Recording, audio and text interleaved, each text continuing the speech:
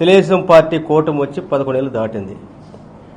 ఈ 11 నెలల కాలంలో సాధించింది ఏంటంటే దళితుల మీద దాడులు, అత్యాచారాలు, రైతు ఆత్మహత్యలు, ప్రశ్నిస్తున్నటువంటి గొంతు మీద కాలు పెట్టి నొక్కేటువంటి ఒక హింసాత్మకటువంటి పరిస్థితి కనపడతా ఉంది ఆంధ్రప్రదేశ్లో. ఇప్పటికీ 11 నెలల కాలంలో ఎన్ని పరంపర. ఏ రోజున్న పేపర్ చూస్తే శ్రీశ్రీ గారు ఒక మాట అంటాడు, ఏ దేశ చరిత్ర చూసినా ఏమున్నది గర్వకారణం, నరజాతి చరిత్ర సమస్తం పరపేడ ప్రాణత్వం అని. ఈరోజు పేపర్ తిరిగేస్తే ఏ పేపర్ తిరిగేసినా ఏదో ఒక చోట దాడులు, హత్యలు, అత్యాచారాలు.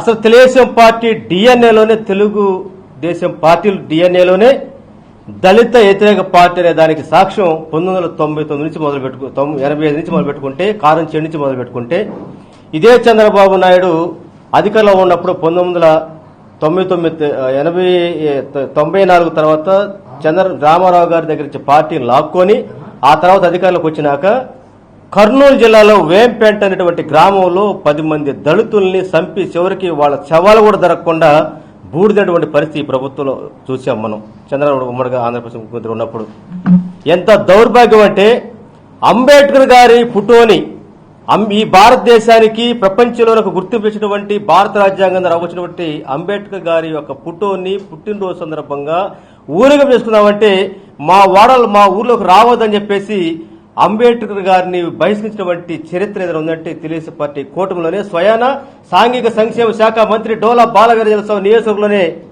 కొండేపి నియోజకవర్గంలోనే కేబెట్టుకుంటున్నటువంటి గ్రామంలో చూస్తామంటే ఈరోజు సోషల్ మీడియా జరుగుతూ ఉంది.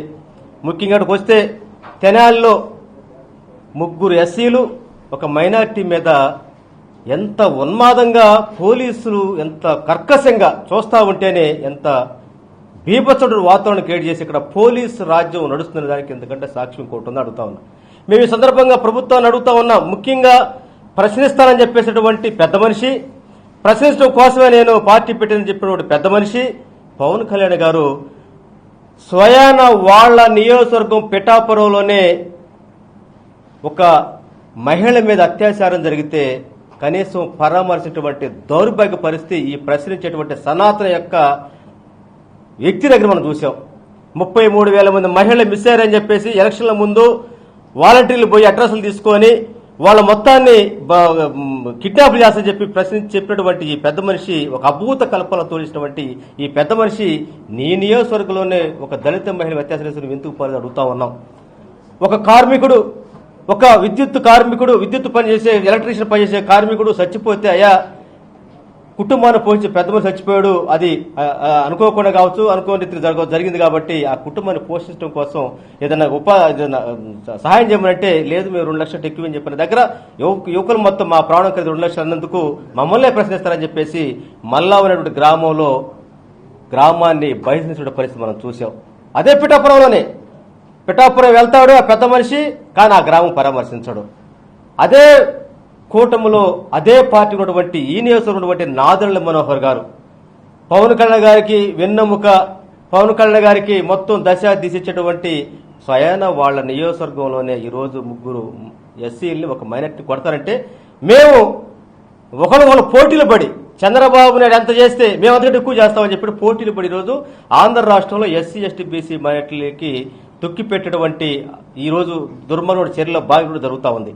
ఎంత దౌర్భాగ్యం అంటే ఆళ్లగడ్డ నియోజకవర్గంలో కూలీ కోసం శనగ కోతలు మహిళలు ఆటోలు వస్తా ఉంటే ఆటోలో శనగ మండలు ఉన్నాయి అని చెప్పేసి శనగకాయలు కోసుకుని దొంగతనం చెప్పేసి మహిళలు కొట్టినటువంటి పరిస్థితి మనం చూసాం. రాజంపేటలో మా అపార్ట్మెంట్లకి, మా విల్లాస్ కి ఇక్కడ మాదిపల్లె మాకు లెగితే వాళ్ళు కనపడదని చెప్పేసి పెద్ద గోడ కట్టుకొని ఎలివేసినటువంటి పరిస్థితి రాజంపేట నియోజకవర్గంలో మనం చూసాం. నిన్న చూస్తే ఏదైతే గూడూరు నియోజకవర్గంలో ఎన్నో సంవత్సరాలుగా భూమిని సాగు చేసుకుంటూ ఆ భూముల్లో సుబాబులు వేసుకొని పెద్ద తోటలకు ఉన్నటువంటి దాంట్లో ఇక్కడ మైనింగ్ ఉందని చెప్పేసి ఆ దళితుల మొత్తం ఎల్లగొట్టి ఆ మైనింగ్ చేసుకున్నటువంటిది మనం పేపర్లో చూస్తా ఉన్నాం.